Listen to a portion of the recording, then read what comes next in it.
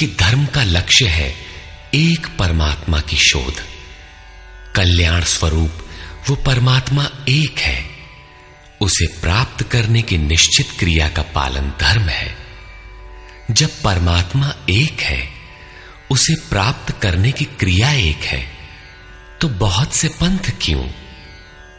इसके समाधान के लिए प्रस्तुत है यथार्थ गीता का भावंश, ये गीता कैसेट।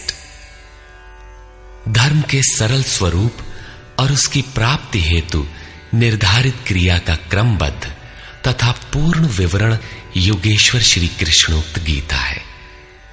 विश्व के प्रत्येक महापुरुष ने जो कुछ भी साधन बताया है, वो सब का सब तथा अनेक गोपनीय स्थितियों का स्पष्टीकरण अकेले गीता में है। इसलिए संपूर्ण मानव जाति के कल्याण का अतर्क शास्त्र गीता है।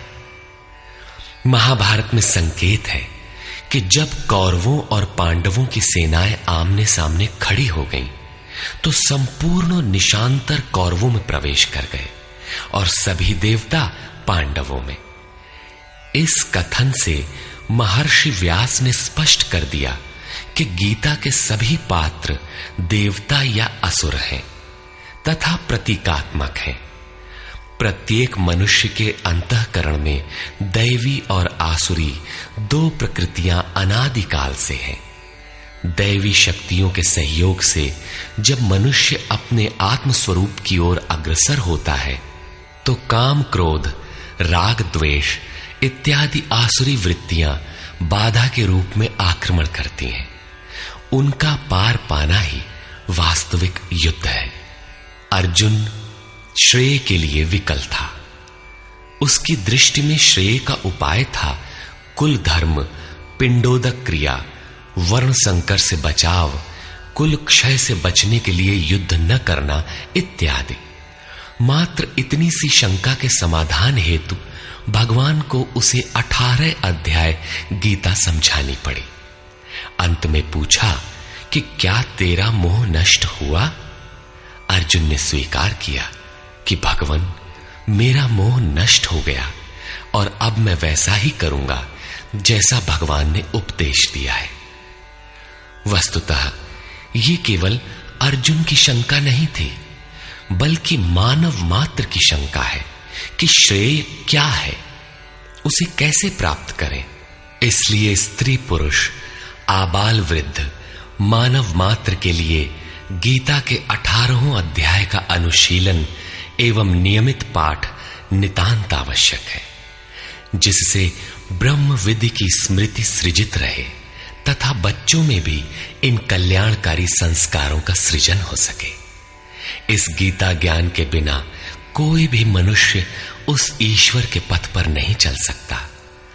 अक्षय सुख, शाश्वत शांति, लोक में समृद्धि तथा मूल शंका समाधान हेतु इन कैसेटों का संकलन किया गया है। इसके नियमित श्रवण से संपूर्ण परिवार तथा स्वजन समुदाय को सुसंस्कृत करें। संसार में कहीं भी मनुष्य हो, उसके लिए गीता सदैव अमृत वाहिनी है। गीता आपका शास्त्र है। गौरव का विषय है कि 5000 वर्ष से भी अधिक अंतराल के बाद श्री कृष्ण का यथार्थ गायन आपके सम्मुख है। जन्म जन्मांतर की रूढ़ियों से ग्रस्त मस्तिष्क को स्वच्छ कर चिंतन के प्रशस्त पथ पर चलने के लिए इन कैसेटों का प्रसारण प्रातः अवश्य करें।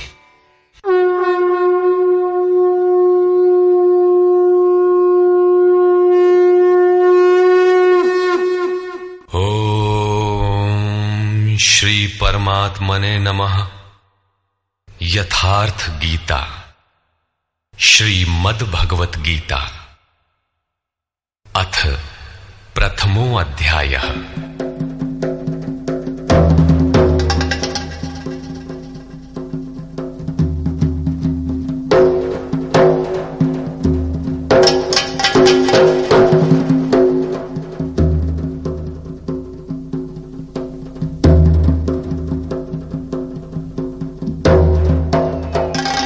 धृतराष्ट्र उवाच।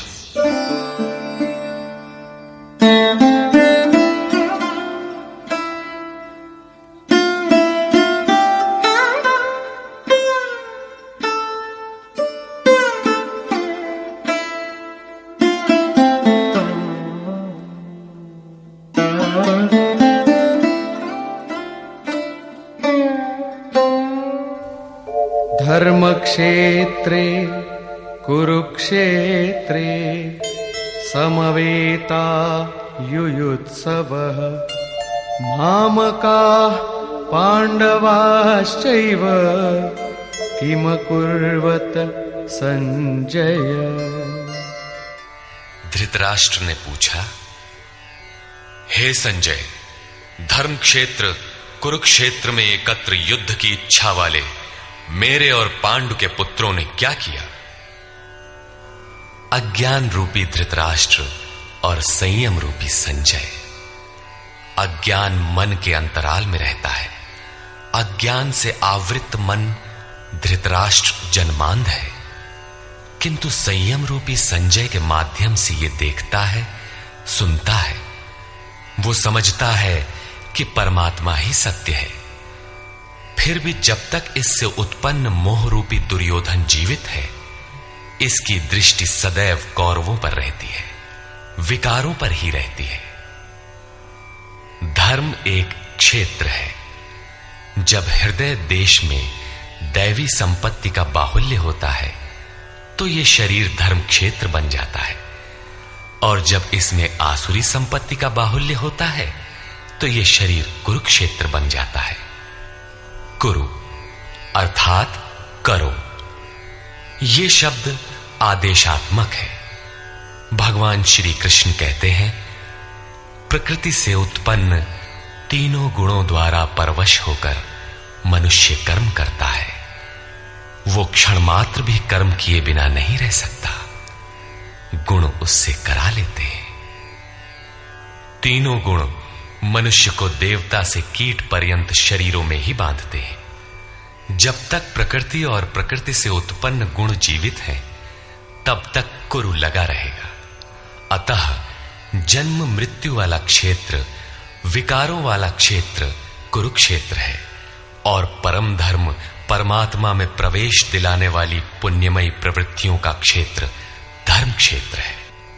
पुरातत्वविद पंजाब में काशी प्रयाग के मध्य तथा अनेकानेक स्थलों पर कुरुक्षेत्र की शोध में लगे हैं, किंतु गीताकार ने स्वयं बताया है कि जिस क्षेत्र में यह युद्ध हुआ वो कहां है। इदम शरीरम कौन्तेय क्षेत्र मित्य भिधीयते। अर्जुन, ये शरीर ही क्षेत्र है, और जो इसको जानता है, इसका पार पा लेता है, वो क्षेत्रज्ञ है। आगे इन्होंने क्षेत्र का विस्तार बताया, जिसमें 10 इंद्रियां, मन, बुद्धि, अहंकार, 5 विकार और 3 गुणों का वर्णन है। शरीर ही क्षेत्र है, एक अखाड़ा है। इसमें लड़ने वाली प्रवृत्तियां 2 हैं, दैवी संपद और आसुरी संपद। पांडु की संतान और धृतराष्ट्र की संतान सजातीय और विजातीय प्रवृत्तियां। अनुभवी महापुरुष की शरण जाने पर इन दोनों प्रवृत्तियों में संघर्ष का सूत्रपात होता है।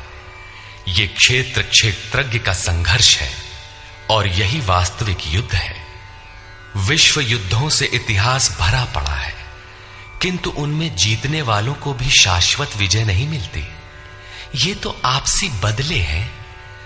प्रकृति का सर्वथा शमन करके प्रकृति से परे की सत्ता का दिग्दर्शन करना और उसमें प्रवेश पाना ही वास्तविक विजय है। यही एक ऐसी विजय है जिसके पीछे हार नहीं है।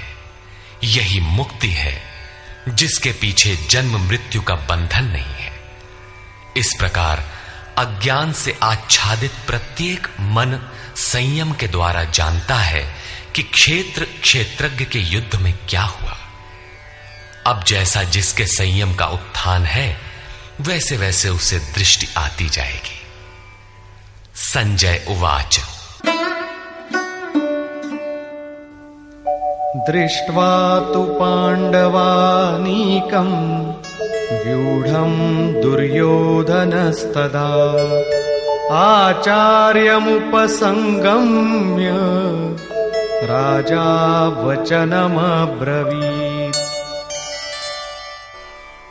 उस समय राजा दुर्योधन ने व्यूह रचना युक्त पांडवों की सेना को देखकर द्रोणाचार्य के पास जाकर यह वचन कहा। द्वैत के आचरण ही द्रोणाचार्य हैं। जब जानकारी हो जाती है कि हम परमात्मा से अलग हो गए हैं, वहां उसकी प्राप्ति के लिए तड़प पैदा हो जाती है। तभी हम गुरु की तलाश में निकलते हैं। दोनों प्रवृत्तियों के बीच यही प्राथमिक गुरु है। यद्यपि बाद के सद्गुरु योगेश्वर श्री कृष्ण होंगे, जो योग की स्थिति वाले होंगे। राजा दुर्योधन आचार्य के पास जाता है। मोह रूपी दुर्योधन। मोह संपूर्ण व्याधियों का मूल है। राजा है। दुर्योधन दुरु अर्थात दूषित, योधन अर्थात वह धन। आत्मिक संपत्ति ही स्थिर संपत्ति है। उसमें जो दोष उत्पन्न करता है वो है मोह। ये प्रकृति की ओर खींचता है और वास्तविक जानकारी के लिए प्रेरणा भी प्रदान करता है। मोह है तभी तक पूछने का प्रश्न भी है, अन्यथा सभी पूर्ण ही हैं।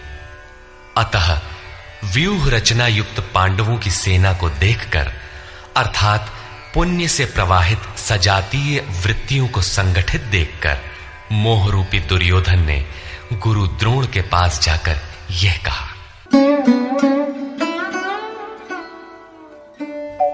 पश्यैतां पाण्डुपुत्राणाम् आचार्य महतीं चमू व्यूढां द्रुपदपुत्रेण तव शिष्येण धीमता। हे आचार्य, आपके बुद्धिमान शिष्य द्रुपद पुत्र धृष्टद्युम्न द्वारा व्यूहाकार खड़ी की हुई पांडु पुत्रों की इस भारी सेना को देखी। शाश्वत अचल पद में आस्था रखने वाला दृढ़ मन ही धृष्टद्युम्न है। यही पुण्यमयी प्रवृत्तियों का नायक है। साधन कठिन न मन कर टेका।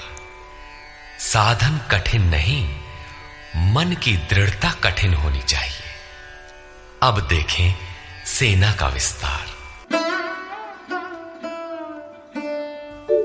अत्र शूरा महेश्वासा भीमार्जुन समायुधि युयुधानो विराटश्च द्रुपदश्च महारथः। इस सेना में महेश्वासा, महान ईश में वास दिलाने वाले भाव रूपी भीम, अनुराग रूपी अर्जुन के समान बहुत से शूरवीर, जैसे सात्विकता रूपी सात्यकी, विराटः, सर्वत्र ईश्वरी प्रवाह की धारणा, महारथी राजा द्रुपद अर्थात अचल स्थिति, तथा धृष्टकेतुश्चेकितानः काशीराजश्च वीर्यवान् पुरुजित् कुन्तिभोजश्च शैब्यश्च नरपुंगवः। धृष्टकेतु दृढ़ कर्तव्य, चेकितानः जहां भी जाए वहां से चित्त को खींचकर इष्ट में स्थिर करना, काशीराजः काया रूपी काशी में ही वो साम्राज्य है, पुरुजित स्थूल सूक्ष्म और कारण शरीरों पर विजय दिलाने वाला पुरुजित, कुंती भोजः कर्तव्य से भव पर विजय, नरों में श्रेष्ठ शैव्य अर्थात सत्य व्यवहार। युधामन्युश्च विक्रान्तः उत्तमौजाश्च वीर्यवान् सौभद्रो द्रौपदेयाश्च सर्व एव महारथाः। और पराक्रमी युधामन्यु, युद्ध के अनुरूप मन की धारणा, उत्तमौजाः शुभ की मस्ती, सुभद्रा पुत्र अभिमन्यु, जब शुभ आधार आ जाता है तो मन भय से रहित हो जाता है। ऐसा शुभ आधार से उत्पन्न अभय मन ध्यान रूपी द्रौपदी के पांचों पुत्र वात्सल्य, लावण्य, सौम्यता, स्थिरता, सहृदयता सब के सब महारथी हैं। साधन पथ पर संपूर्ण योग्यता के साथ चलने की क्षमताएं हैं। इस प्रकार दुर्योधन ने पांडव पक्ष के 15-20 नाम गिनाए जो दैवी संपद के महत्वपूर्ण अंग हैं। विजातीय प्रवृत्ति का राजा होते हुए भी मोह ही सजातीय प्रवृत्तियों को समझने के लिए बाध्य करता है। दुर्योधन अपना पक्ष संक्षेप में कहता है, यदि कोई बाह्य युद्ध होता तो अपनी फौज बढ़ा चढ़ा कर गिनाता। विकार कम गिनाए गए क्योंकि उन पर विजय पाना है, वे नाशवान हैं। केवल 5-7 विकार बताए गए जिनके अंतराल में संपूर्ण बहिर्मुखी प्रवृत्ति विद्यमान है, जैसे अस्माकं तु विशिष्टाये तान्निबोध द्विजोत्तम नायका मम सैन्यस्य संज्ञार्थं तान् ब्रवीमि ते। द्विजोत्तम, हमारे पक्ष में जो जो प्रधान हैं उन्हें भी आप समझ लें। आपको जानने के लिए मेरी सेना के जो नायक हैं उनको कहता हूं। बाह्य युद्ध में सेनापति के लिए द्विजोत्तम संबोधन असामयिक है। वस्तुतः गीता अंतःकरण की 2 प्रवृत्तियों का संघर्ष है जिसमें द्वैत का आचरण ही द्रोण है। जब तक हम लेश मात्र भी आराध्य से अलग हैं तब तक प्रकृति विद्यमान है, द्वैत बना है। इस द्वि पर जय पाने की प्रेरणा प्रथम गुरु द्रोणाचार्य से मिलती है। अधूरी शिक्षा ही पूर्ण जानकारी के लिए प्रेरणा प्रदान करती है। वो पूजा स्थली नहीं, वहां शौर्य सूचक संबोधन होना चाहिए। विजातीय प्रवृत्ति के नायक कौन कौन हैं?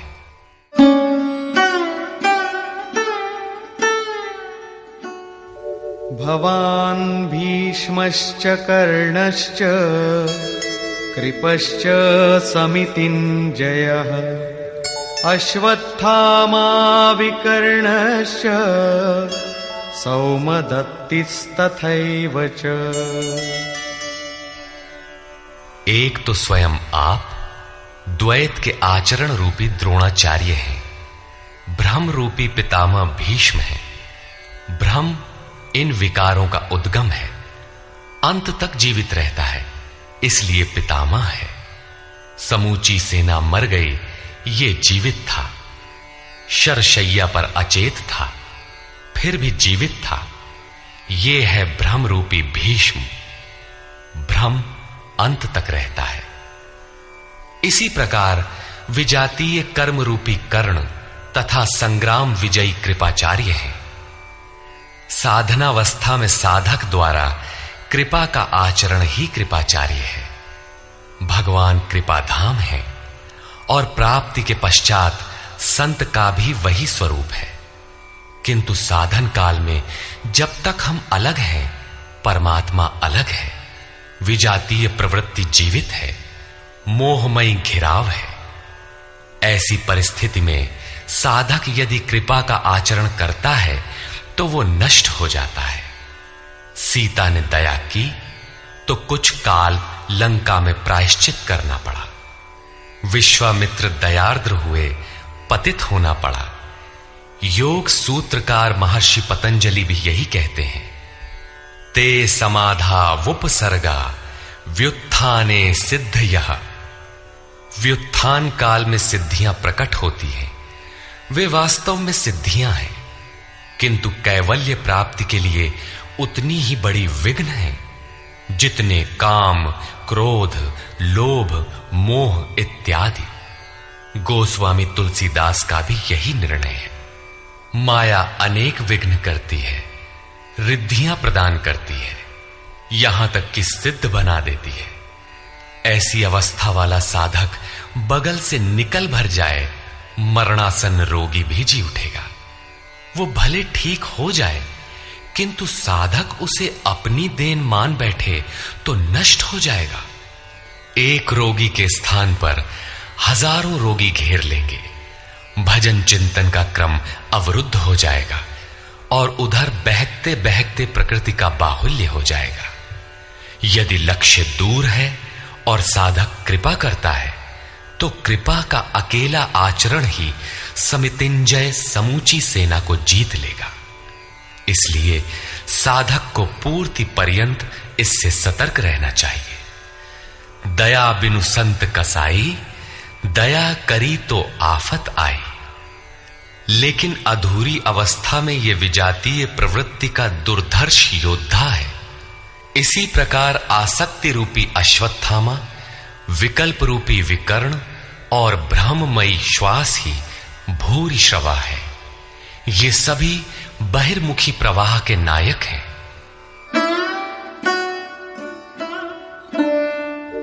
अन्ये च बहवः शूराः मदर्थे त्यक्तजीविताः नानाशस्त्र प्रहरणाः सर्वे युद्धविशारदाः। और भी बहुत से शूरवीर अनेक शस्त्रों से युक्त मेरे लिए जीवन की आशा को त्याग कर युद्ध में डटे हैं। सभी मेरे लिए प्राण त्यागने वाले हैं, किंतु उनकी कोई ठोस गणना नहीं है। अब कौन सी सेना किन भावों द्वारा सुरक्षित है, इस पर कहते हैं अपर्याप्तं तदस्माकं बलं भीष्माभिरक्षितम् पर्याप्तं त्विदमेतेषां बलं भीमाभिरक्षितम्। भीष्म द्वारा रक्षित हमारी सेना सब प्रकार से अजेय है और भीम द्वारा रक्षित इन लोगों की सेना जीतने में सुगम है। पर्याप्त और अपर्याप्त जैसे श्लिष्ट शब्द का प्रयोग दुर्योधन की आशंका को व्यक्त करता है। अतः देखना है कि भीष्म कौन सी सत्ता है जिस पर कौरव निर्भर करते हैं, तथा भीम कौन सी सत्ता है जिस पर दैवी संपद संपूर्ण पांडव निर्भर है। दुर्योधन अपनी व्यवस्था देता है कि अयनेषु च सर्वेषु यथा भागमवस्थिताः भीष्ममेवाभिरक्षन्तु भवन्तः सर्व एव हि। इसलिए सब मोर्चों पर अपनी अपनी जगह स्थित रहते हुए आप लोग सब के सब भीष्म की ही सब ओर से रक्षा करें। यदि भीष्म है तो हम अजेय हैं, इसलिए आप पांडवों से न लड़कर केवल भीष्म की ही रक्षा करें।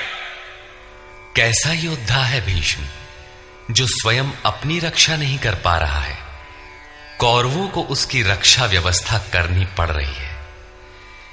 यह कोई बाह्य योद्धा नहीं, ब्रह्म ही भीष्म है। जब तक ब्रह्म जीवित है, तब तक विजातीय प्रवृत्तियां कौरव अजेय हैं।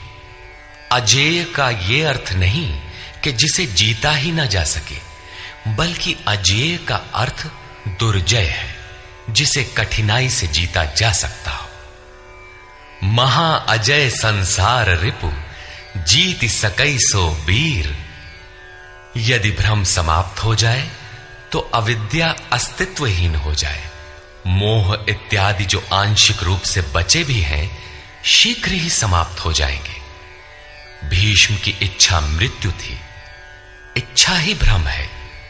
इच्छा का अंत और भ्रम का मिटना एक ही बात है। इसी को संत कबीर ने सरलता से कहा, इच्छा काया इच्छा माया इच्छा जग उपजाया। कह कबीर जे इच्छा विवर्जित ताका पार न पाया।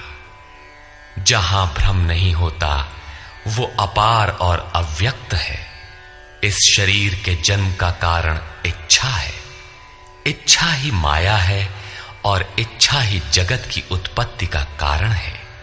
सो कामयत तदैक्षत बहुश्याम प्रजायेय इति।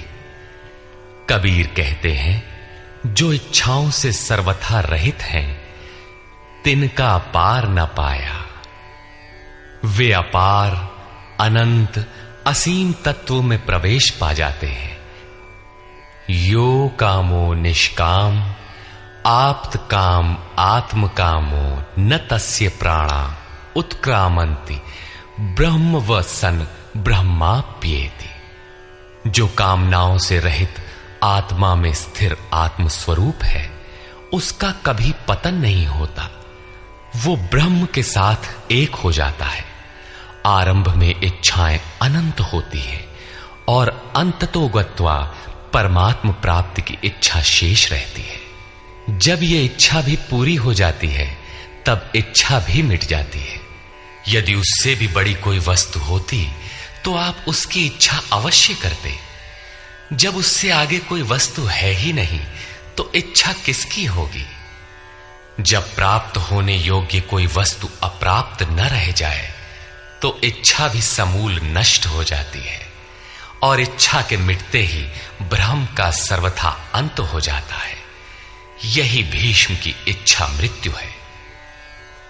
भीम द्वारा रक्षित इन लोगों की सेना जीतने में सुगम है। भाव रूपी भीम, भावे विद्यते देवः। भाव में वो क्षमता है कि अविदित परमात्मा भी विदित हो जाता है। भाववस्य भगवान सुख निधान करुणा अयन। श्री कृष्ण ने इसे श्रद्धा कहकर संबोधित किया है। भाव में वो क्षमता है कि भगवान को भी वश में कर लेता है। भाव से ही संपूर्ण पुण्यमयी प्रवृत्ति का विकास है। ये पुण्य का संरक्षक है तो इतना बलवान कि परम देव परमात्मा को संभव बनाता है, किंतु साथ ही इतना कोमल भी है कि आज भाव है तो कल अभाव में बदलते देर नहीं लगती। इष्ट में लेश मात्र भी त्रुटि प्रतीत होने पर भाव डगमगा जाता है। पुण्यमयी प्रवृत्ति विचलित हो उठती है, इष्ट से संबंध टूट जाता है। इसलिए भीम द्वारा रक्षित इन लोगों की सेना जीतने में सुगम है। महर्षि पतंजलि का भी यही निर्णय है। स तु दीर्घकाल नैरंतर्य सत्कारा सेवितो दृढ़ भूमि। दीर्घकाल तक निरंतर श्रद्धा भक्ति पूर्वक किया हुआ साधन ही दृढ़ हो पाता है।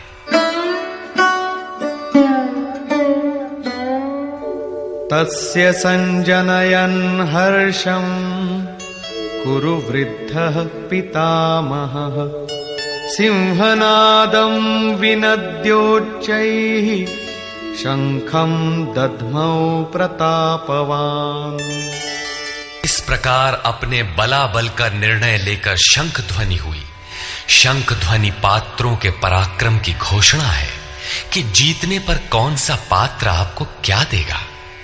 कौरवों में वृद्ध प्रतापवान पितामह भीष्म ने उस दुर्योधन के हृदय में हर्ष उत्पन्न करते हुए उच्च स्वर से सिंहनाद के समान भयप्रद शंख बजाया। सिंह प्रकृति से भयावह पहलू का प्रतीक है। घोर जंगल के नीरव एकांत में शेर की दहाड़ कान में पड़ जाए तो रोंगटे खड़े हो जाएंगे, हृदय कांपने लगेगा। यद्यपि शेर आपसे मीलों दूर है। भय प्रकृति में होता है, परमात्मा में नहीं। वो तो अभय सत्ता है। ब्रह्म रूपी भीष्म यदि विजयी होता है तो प्रकृति के जिस भयारण्य में आप हैं, उससे भी अधिक भय के आवरण में बांध देगा। भय की एक परत और बढ़ जाएगी। भय का आवरण घना हो उठेगा। ये भ्रम इसके अतिरिक्त और कुछ नहीं दे सकेगा।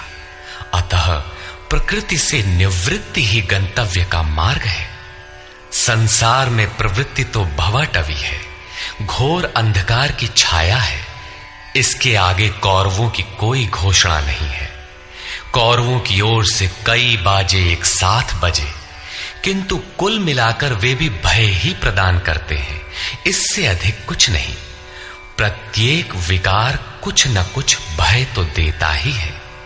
इसलिए उन्होंने भी घोषणा की, ततः शंखाश्च भैर्यश्च पणवानक गोमुखाः सहसैवाभ्यहन्यन्त सशब्दस्तु मूलोऽभवत्। तदनंतर अनेक शंख, नगारे, ढोल और नरसिंहादि बाजे एक साथ ही बजे। उनका शब्द भी बड़ा भयंकर हुआ। भय का संचार करने के अतिरिक्त कौरवों की कोई घोषणा नहीं है। बहिर्मुखी विजातीय प्रवृत्ति सफल होने पर मोहमय बंधन और घना कर देती है। अब पुण्यमयी प्रवृत्तियों की ओर से घोषणाएं हुई, जिनमें पहली घोषणा योगेश्वर श्री कृष्ण की है।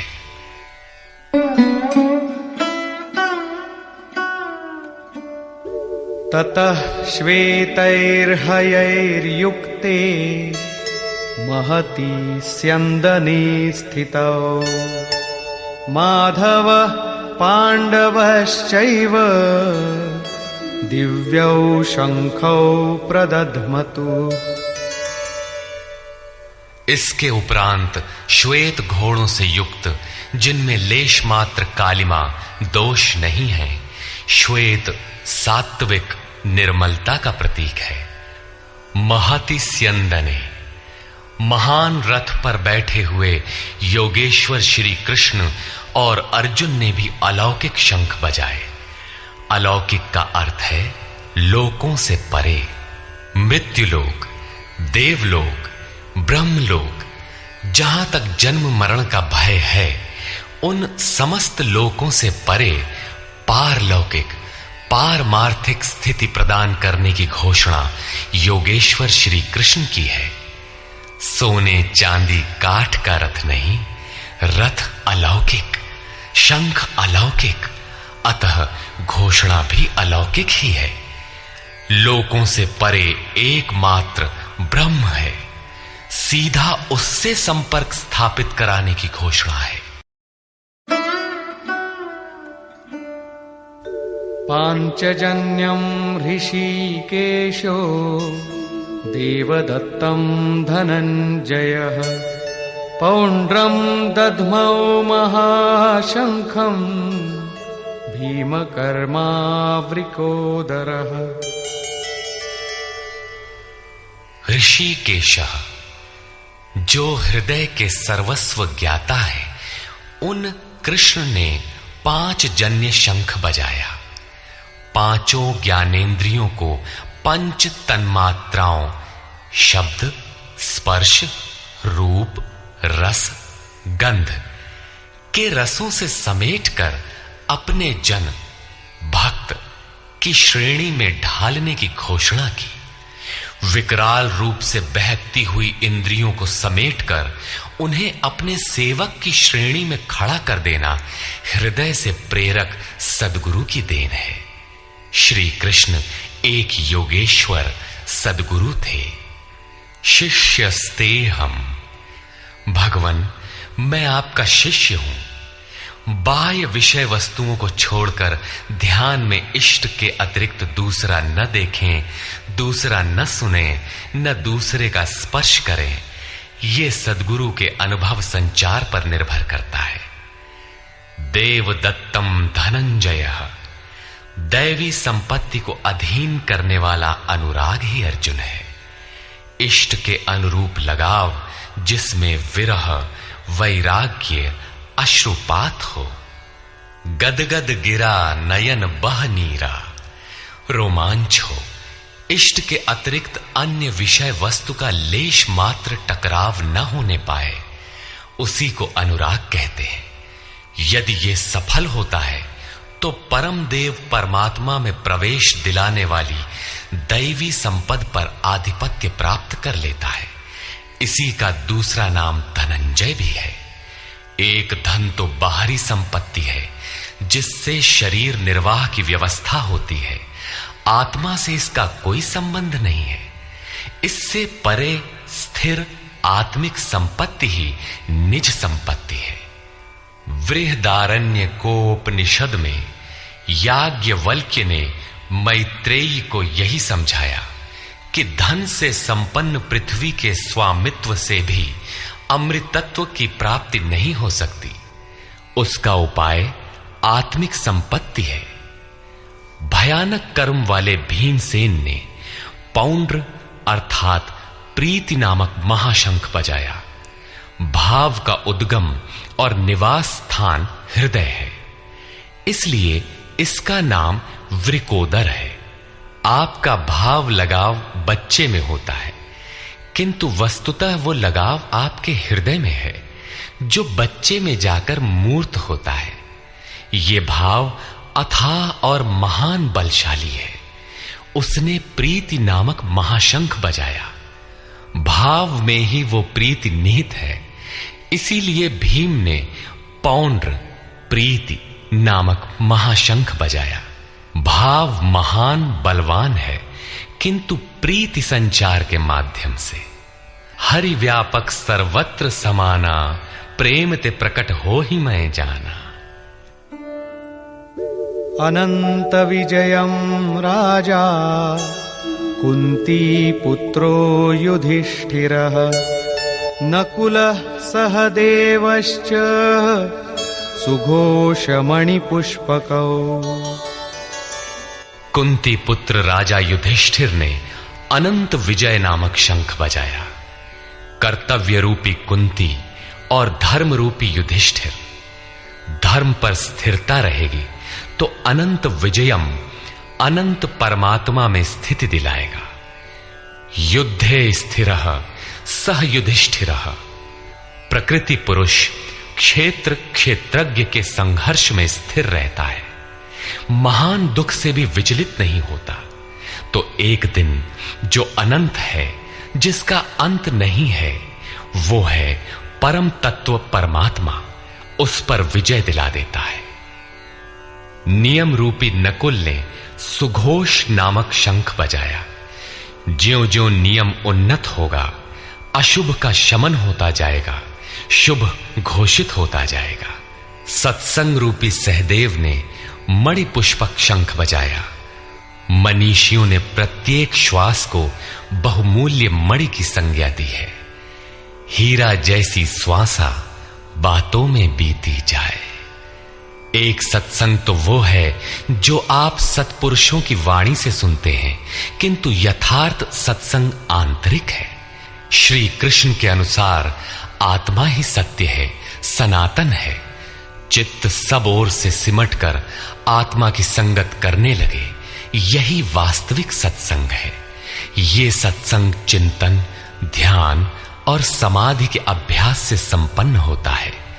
ज्यों ज्यों सत्य के सान्निध्य में सुरत टिकती जाएगी, त्यों त्यों एक एक श्वास पर नियंत्रण मिलता जाएगा।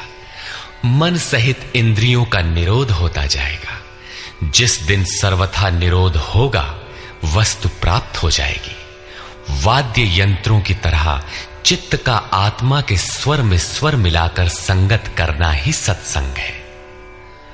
बाह्य मणि कठोर है, किंतु श्वास मणि पुष्प से भी कोमल है। पुष्प तो विकसित होने या टूटने पर कुम्हलाता है, किंतु आप अगले श्वास तक जीवित रहने की गारंटी नहीं दे सकते। किंतु सत्संग सफल होने पर प्रत्येक श्वास पर नियंत्रण दिलाकर परम लक्ष्य की प्राप्ति करा देता है। इसके आगे पांडवों की कोई घोषणा नहीं है, किंतु प्रत्येक साधन कुछ न कुछ निर्मलता के पथ में दूरी तय करता है। आगे कहते हैं,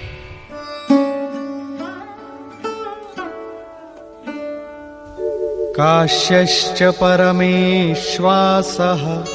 शिखण्डी च महारथः धृष्टद्युम्नो विराटश्च सात्यकिश्चापराजितः।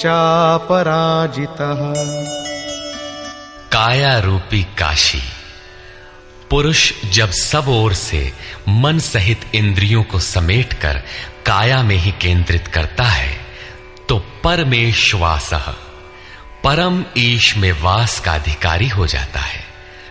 परम ईश में वास दिलाने में सक्षम काया ही काशी है। काया में ही परम ईश का निवास है।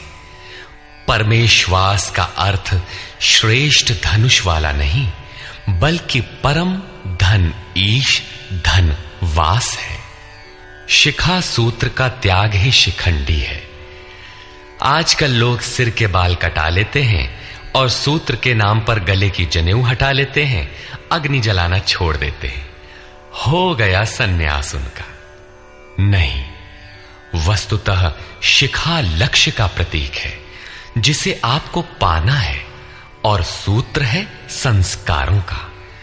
जब तक आगे परमात्मा को पाना शेष है, पीछे संस्कारों का सूत्रपात लगा हुआ है, तब तक त्याग कैसा, सन्यास कैसा? अभी तो चलने वाले पथिक हैं। जब प्राप्तव्य प्राप्त हो जाए, पीछे लगे हुए संस्कारों की डोर कट जाए, ऐसी अवस्था में ब्रह्म सर्वथा शांत हो जाता है। इसलिए शिखंडी ही ब्रह्म रूपी भीष्म का विनाश करता है।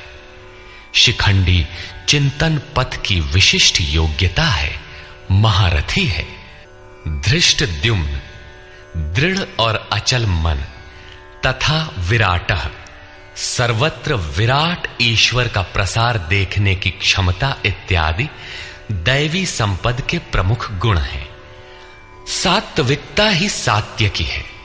सत्य के चिंतन की प्रवृत्ति अर्थात सात्विकता यदि बनी है तो कभी गिरावट नहीं आने पाएगी, इस संघर्ष में पराजित नहीं होने देगी। द्रुपदो द्रौपदेयाश्च सर्वशः पृथिवीपते सौभद्रश्च महाबाहुः शंखान् दद्मुः पृथक् पृथक्। अचल पददायक द्रुपद और ध्यान रूपी द्रौपदी के पांचों पुत्र सहृदयता, वात्सल्य, लावण्य, सौम्यता इत्यादि साधन में महान सहायक महारथी हैं तथा बड़ी भुजा वाला अभिमन्यु, इन सब ने पृथक पृथक शंख बजाए। भुजा कार्यक्षेत्र का प्रतीक है। जब मन भय से रहित हो जाता है तो उसकी पहुंच दूर तक हो जाती है। हे राजन, इन सब ने अलग अलग शंख बजाए, कुछ न कुछ दूरी सभी तय कराते हैं। इनका पालन आवश्यक है, इसलिए इनके नाम गिनाए। इसके अतिरिक्त कुछ दूरी ऐसी भी है जो मन बुद्धि से परे है। भगवान स्वयं ही अंतःकरण में विराज कर तय कराते हैं। इधर दृष्टि बनकर आत्मा से खड़े हो जाते हैं और सामने स्वयं खड़ा होकर अपना परिचय करा लेते हैं। सघोषो धार्तराष्ट्राणाम् हृदयानि व्यदारयत् नभश्च पृथिवीं चैव तुमुलो व्यनुनादयन्। उस घोर शब्द ने आकाश और पृथ्वी को भी शब्दायमान करते हुए धृतराष्ट्र पुत्रों के हृदय विदीर्ण कर दिए। सेना तो पांडवों की ओर भी थी, किंतु हृदय विदीर्ण हुए धृतराष्ट्र पुत्रों के। वस्तुतः पांचजन्य दैवी शक्ति पर आधिपत्य, अनंत पर विजय, अशुभ का शमन और शुभ की घोषणा धारावाही होने लगे तो कुरुक्षेत्र आसुरी संपद, बहिर्मुखी प्रवृत्तियों का हृदय विदीर्ण हो जाएगा। उनका बल शनैः शनैः क्षीण होने लगता है। सर्वथा सफलता मिलने पर मोहमयी प्रवृत्तियां सर्वथा शांत हो जाती हैं।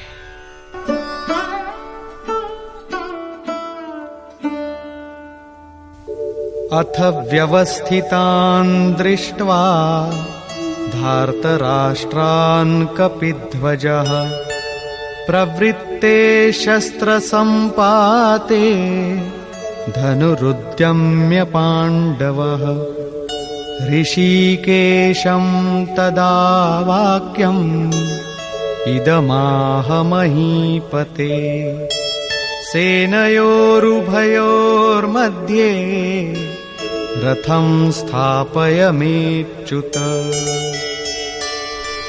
संयम रूपी संजय ने अज्ञान से आवृत मन को समझाया कि हे राजन, उसके उपरांत कपिध्वजः वैराग्य रूपी हनुमान, वैराग्य ही ध्वज है जिसका, ध्वज राष्ट्र का प्रतीक माना जाता है।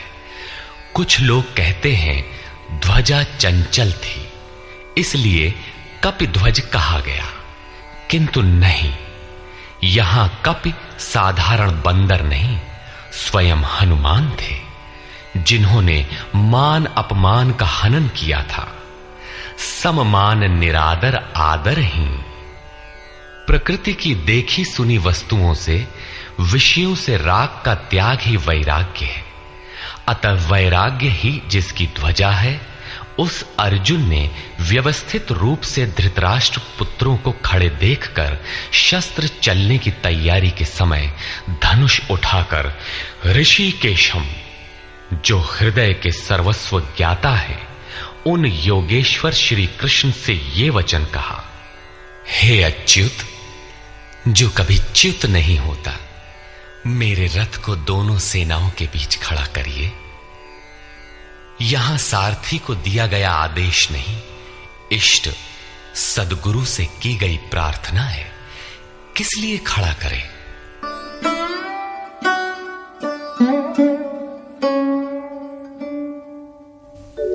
यावदेतान्निरीक्षेऽहम् योद्धुकामानवस्थितान् कैर्मया सह योद्धव्यम् अस्मिन् रणसमुद्यमे।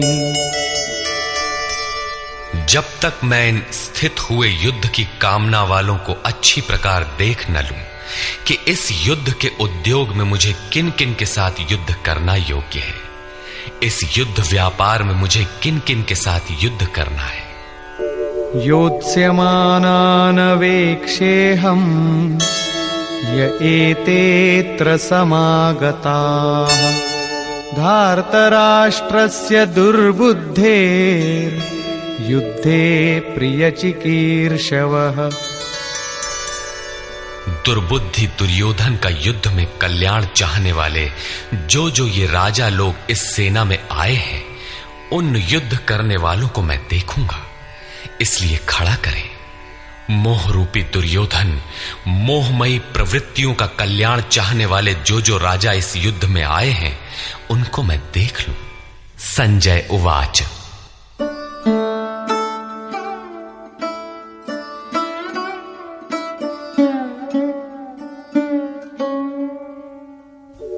एवमुक्तो ऋषिकेशो गुडाकेशेन भारत सेनयोरुभयोर्मध्ये स्थापयित्वा रथोत्तमम् भीष्मद्रोणप्रमुखतः सर्वेषां च महीक्षिताम् उवाच पार्थ पश्यैतान् समवेतान् कुरुनीति। संजय बोला, निद्रा जयी अर्जुन द्वारा इस प्रकार कहे जाने पर हृदय के ज्ञाता श्री कृष्ण ने दोनों सेनाओं के बीच भीष्म, द्रोण और महीक्षिताम, शरीर रूपी पृथ्वी पर अधिकार जमाए हुए संपूर्ण राजाओं के बीच उत्तम रथ को खड़ा करके कहा कि पार्थ, इन इकट्ठे हुए कौरवों को देख, यहां उत्तम रथ सोने चांदी का रथ नहीं है। संसार में उत्तम की परिभाषा नश्वर शरीर के प्रति अनुकूलता प्रतिकूलता से की जाती है।